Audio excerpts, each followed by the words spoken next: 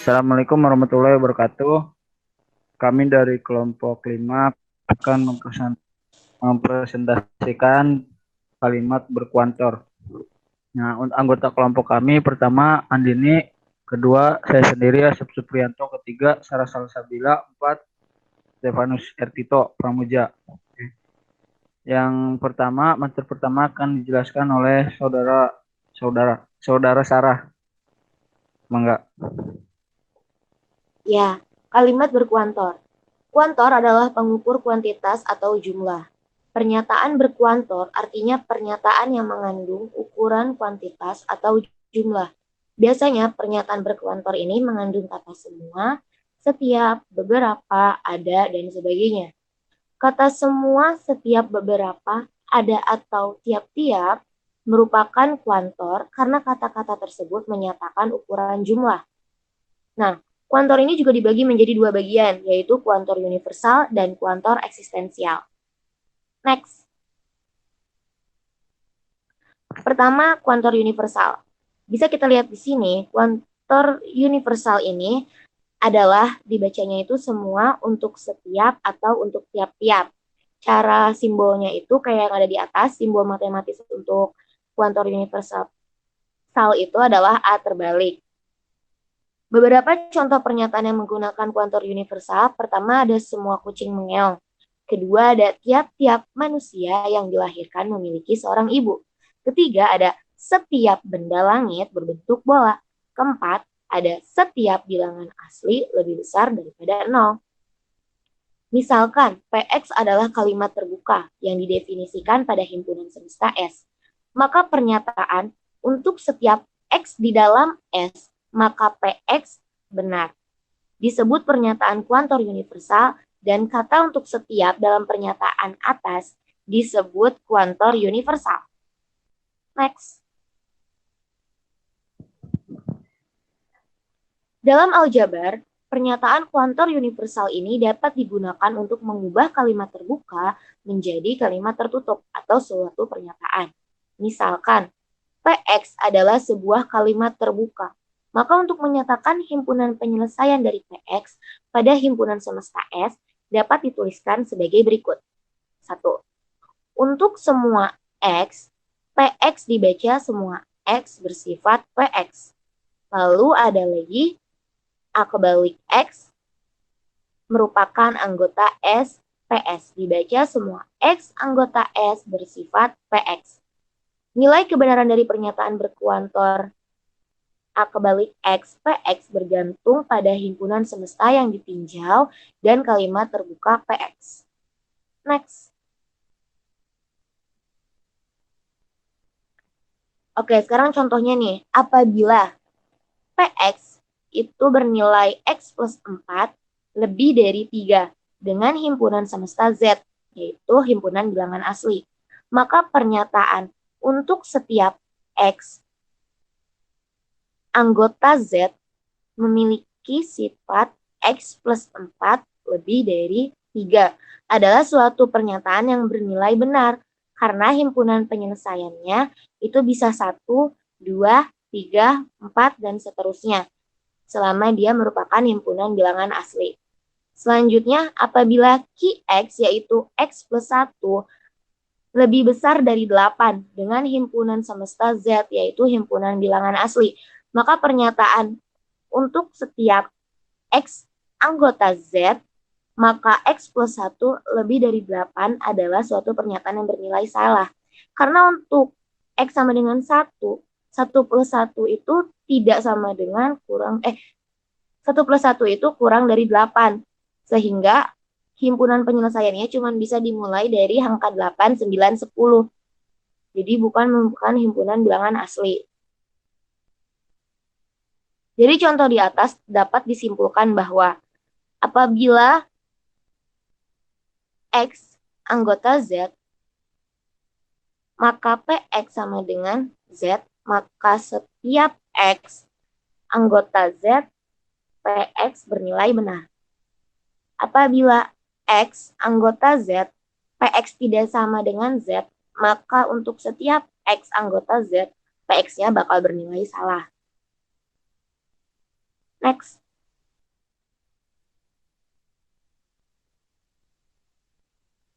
Selanjutnya ada kuantor eksistensial. Kuantor eksistensial ini kebalikannya dari kuantor universal. Eksistensial merupakan kata sifat dari eksis, yaitu keberadaan. Kuantor eksistensial artinya pengukur jumlah yang menunjukkan keberadaan. Dalam matematika, kutip ada artinya tidak kosong atau setidaknya ada satu. Simbolnya itu E besar kebalik.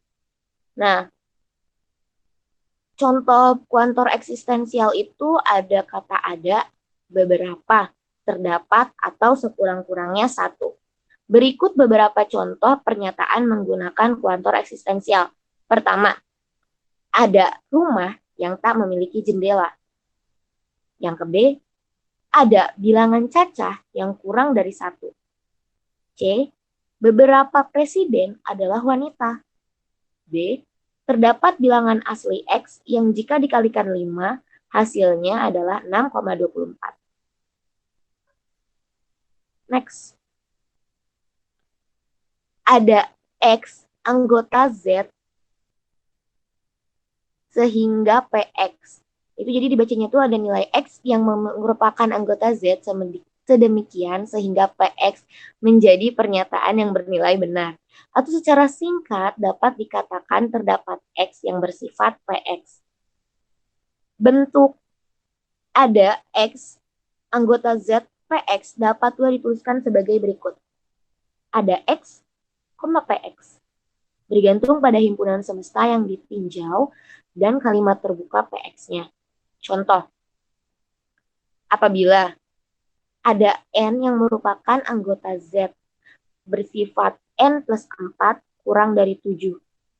Dengan syarat Z merupakan himpunan bilangan asli adalah pernyataan benar. Karena N plus 7, N plus 4 kurang dari 7, himpunan penyelesaiannya adalah 1 dan 2. Yang kedua, apabila ada N anggota Z N plus 6 kurang dari 4. Dengan Z himpunan bilangan asli adalah pernyataan salah. Karena kalau himpunannya 1, 2 juga, 6 plus N plus 6 itu nilainya bahkan lebih dari 4, bukan kurang dari 4. Jadi contoh di atas dapat disimpulkan bahwa apabila PX tidak sama dengan sebuah himpunan kurung kurawal, maka ada X PX bernilai benar. Apabila PX bernilai kurung kurawal, maka ada X PX bernilai salah. Selanjutnya akan dibacakan oleh teman saya, Asep Supri. Waktu dan tempat dipersilahkan. Oke, kita masuk ke pembuktian nilai kebenaran kalimat berkuantor.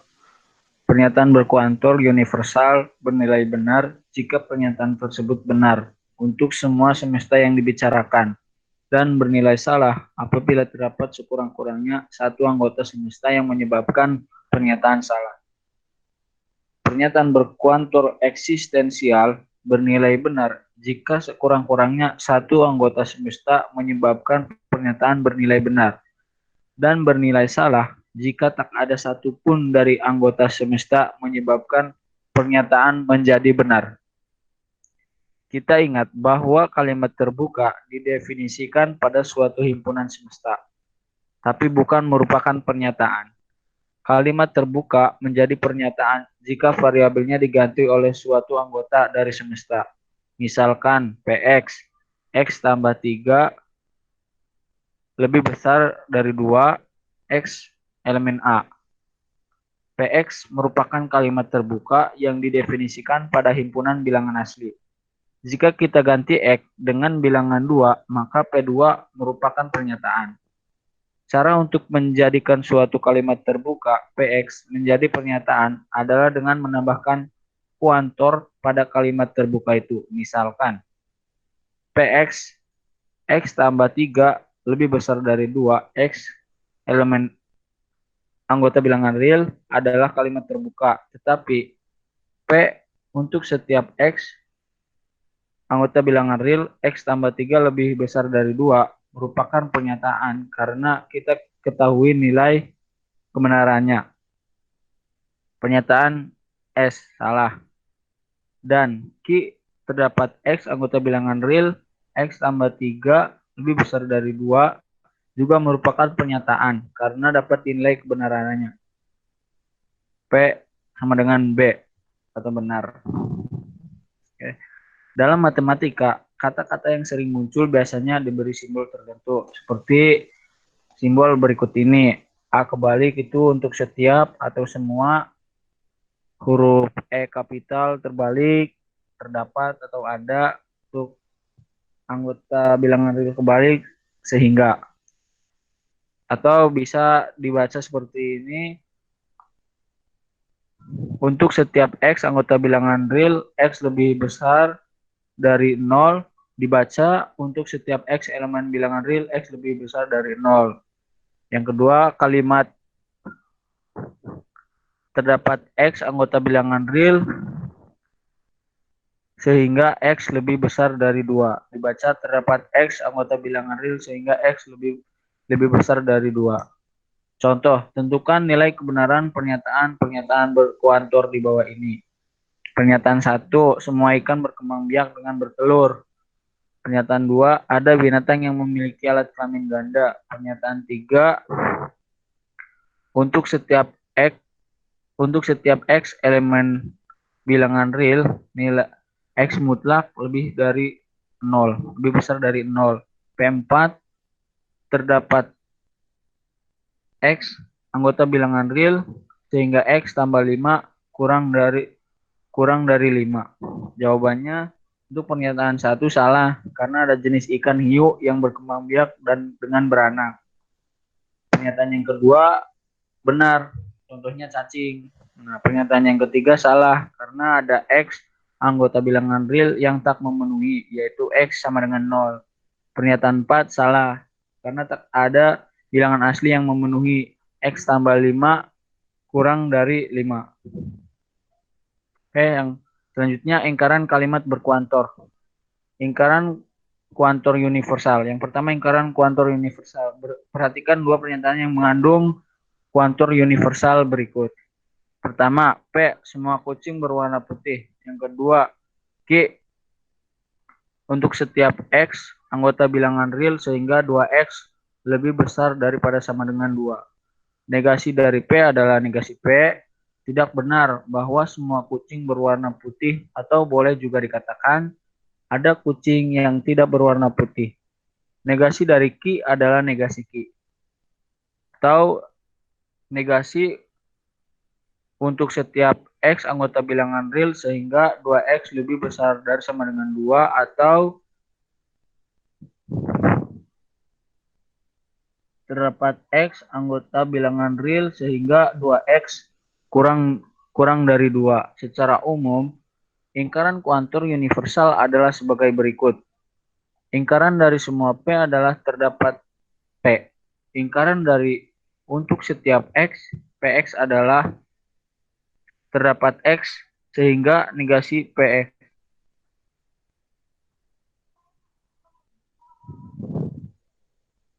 Rumusnya seperti berikut.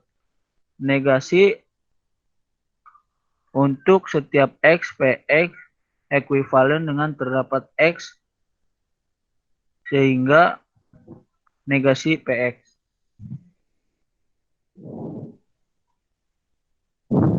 Oke, untuk selanjutnya akan dipresentasikan oleh saudara Andindi. Mangga. Ingkaran kuantor eksistensial. Perhatikan dua pernyataan yang mengandung kuantor eksistensial berikut. Yang A, ada pria yang menyukai sepak bola. Yang B, terdapat Y merupakan Z sehingga 2Y sama dengan 1. Negasi dari pernyataan pertama A adalah tidak ada pria yang menyukai sepak bola, atau semua pria tidak menyukai sepak bola. Negasi dari pernyataan kedua B adalah tidak benar bahwa terdapat Y merupakan Z sehingga 2Y sama dengan 1. Atau dengan kalimat lain, untuk semua atau untuk setiap Y merupakan Z. 2Y tidak sama dengan 1. Secara umum, lingkaran kuantor eksistensial adalah sebagai berikut. Lingkaran dari ada atau terdapat P adalah semua negasi P.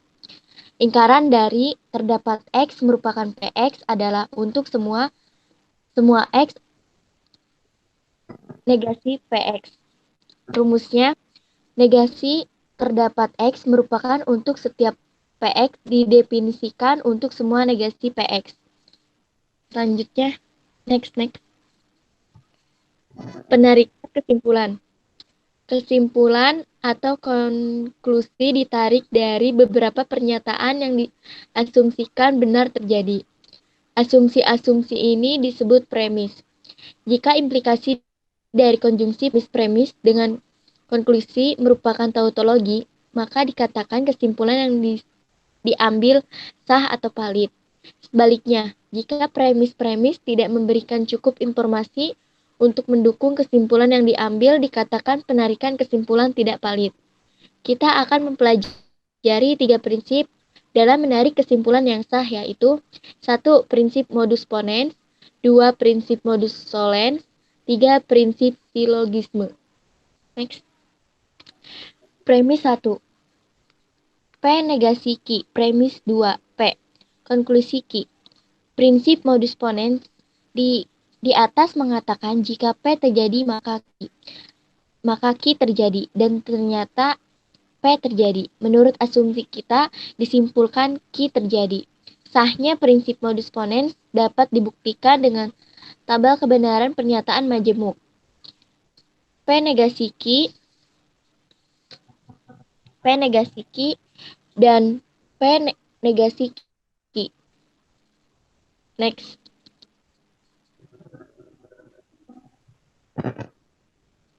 Contoh, premis 1. Jika apra kehujanan, maka apra akan masuk angin. Premis 2. Apra kehujanan. Konklusi apra masuk angin.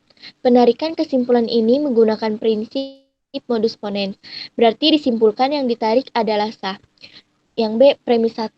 Jika Riko banyak membaca buku, maka wawasannya luas. Premis 2. Wawasan Riko luas. Konklusi, Riko banyak membaca buku.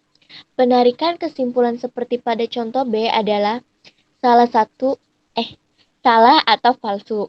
Karena premis tidak mengharuskan wawasan luas, hanya jika banyak membaca buku. Boleh jadi wawasan Riko luas dikarenakan dia banyak berdiskusi dengan orang lain. Banyak menonton acara pengetahuan di TV, sering melancong, atau karena sering mengikuti seminar tetapi tidak banyak membaca buku. Next. Selanjutnya akan dilanjutkan oleh Tito. Ya, sekarang kita masuk ke prinsip modus tollens ya. Di sini kita bisa lihat ada premis 1. P implikasi Q. Premis 2-nya negasi Q. Maka konklusinya negasi P. Nah, di sini tuh maksudnya adalah jika P terjadi, maka Q terjadi. Dan ternyata Q tidak terjadi, maka dapat disimpulkan P tidak terjadi. Nah, sahnya prinsip modus tollens dapat dibuktikan dengan tabel kebenaran pernyataan majemuk berikut. Kita gabungin aja premis 1 dan premis 2 dan konklusinya. Premis 1 dan premis 2 kita tambahkan konjungsi, dan konklusinya kita tambahkan implikasi. Jadi P implikasi Q, konjungsi negasi Q, implikasi negasi P, seperti itu. Lalu cara lain untuk memverifikasi kesalahan modus tollens adalah dengan memanfaatkan pemahaman kita tentang ekuivalensi dan modus tollens sebagai berikut. Di sini bisa lihat premis 1, P implikasi Q ekuivalen negasi Q, implikasi negasi P. Premis 2-nya negasi Q, maka konklusinya adalah negasi P. Seperti itu. Kita next masuk ke contoh ya. Contoh yang pertama, ini ada premis 1, jika saya berolahraga teratur, maka saya akan sehat. Premis 2, saya tidak sehat. Kita lihat sini premis 1, jika saya berolahraga teratur, kita jadikan P, maka saya akan sehatnya kita jadikan Q. Premis 2-nya, saya tidak sehat, adalah kebalikan dari Q, maka negasi Q. konklusinya adalah negasi P, seperti itu. Nah, penarikan kesimpulannya berarti dapat disimpulkan dengan dapat disimpulkan adalah sah, seperti itu. Nah, kita masuk contoh yang kedua. Premis 1, jika Andi menang dalam pertandingan atau menang bertanding, maka saya mendapat bonus. Premis 2, saya tidak mendapat bonus. Sama kayak tadi ya. Jika Andi menang dalam pertandingan, kita jadikan P, maka saya akan mendapat bonusnya, kita jadikan Q. Premis 2-nya, saya tidak mendapat bonus, itu kebalikan dari Q, maka negasi Q. Konklusinya adalah negasi P, Andi kalah dalam pertandingan.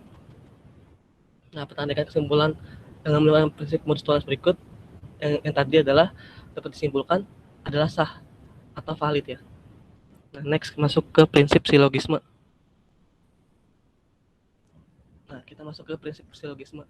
Premis 1, P implikasi Q, benar. Premis 2, Q implikasi R, benar. Maka konklusinya P negasi R harus benar. Prinsip silogisme mengatakan jika P terjadi, maka Q terjadi. Dan jika Q terjadi, maka R terjadi. Maka dapat disimpulkan jika P terjadi, maka R terjadi. Nah, sah prinsip silogisme dapat dibuktikan dengan tabel kebenaran ternyata menjemuk berikut. Bisa dilihat di sini, kan sama kayak tadi ya, sama prinsip modus tollens. Kita tambahkan konjungsi dan implikasi dan implikasinya. Konjungsinya di premis antara premis 1 dan premis 2, implikasinya di antara premis 1 kedua premis tersebut dan konklusinya, seperti itu. Masuk ke contoh aja. Langsung ke contoh.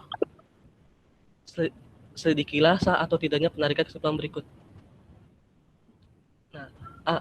Premis 1, jika X bilangan ganjil, maka 2X bilangan genap. Premis 2, jika 2X bilangan genap, maka 2X plus 1 bilangan ganjil. Bisa dilihat di sini, jika X bilangan ganjilnya itu kita jadikan P. Maka 2X bilangan genapnya kita jadikan Q ya. Jadi P implikasi Q. Premis 2-nya, jika 2X bilangan genap, maka 2X plus 1 bilangan ganjil. Kita jadikan simbol. Ini kan tadi Q. Jika 2X bilangan genapnya kita jadikan Q, maka 2X plus 1 bilangan ganjilnya kita jadikan R. Maka konklusinya, jika X bilangan ganjil, maka 2X plus 1 bilangan ganjil.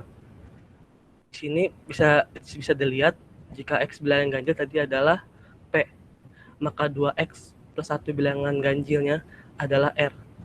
Maka konklusinya P implikasi R, seperti itu. Yang jawabannya penarikan kesimpulan ini menggunakan prinsip silogisme, berarti penarikan kesimpulan ini sah ya, dapat dibuktikan atau valid. Nah, untuk yang B, premis 1, P implikasi Q, ini implikasi ya. Dan premis 2-nya negasi P, konklusi negasi Q. Jawabannya bisa lihat di sini. Penarikan kesimpulan dengan menggunakan tabel kebenaran yang tadi, maka P implikasi Q konjungsi negasi P. Ini terus ada tambahannya lagi, implikasi negasi Q. Nah, di sini bisa dilihat tabel kebenarannya. Ada P, itu ada P, Q, negasi Q, negasi P, negasi Q, P implikasi Q, P implikasi Q, konjungsi negasi P, P ini implikasi ya, P implikasi Q, konjungsi negasi P, implikasi negasi Q. Nah, untuk P-nya BB, SS, Q-nya benar salah, negasi Q-nya kebalikannya dari P, maka salah benar, dan negasi Q-nya itu kebalikan dari Q, salah benar. Nah, di sini ada P implikasi Q, Kalau implikasi itu yang benar, benar dan salahnya. Jika ada benar dan salah, maka itu salah. Nah, di situ kan dapat bisa dilihat di baris kedua itu salah ya sendiri. Maka benar salah benar. Nah, di sini ada P implikasi Q konjungsi negasi P. Salah benar. Nah, kalau konjungsi itu kan itu digabungin ya gitu. Nah, ini tuh P, ini implikasi ya. P implikasi Q konjungsi negasi P implikasi negasi Q. Benar salah benar. Kalau implikasi tadi yang benar benar dan salah, maka jawabannya salah. Benar salah benar. Nah, pada tabel kebenaran tersebut dilihat bahwa BBSB ya. Berarti bukan tautologi. Jadi penarikan kesimpulan tersebut tidak sah karena harus tautologi biar sah gitu. Dah. Oke, sekian dari kelompok kami. Kurang lebihnya mohon maaf. Assalamualaikum warahmatullahi wabarakatuh.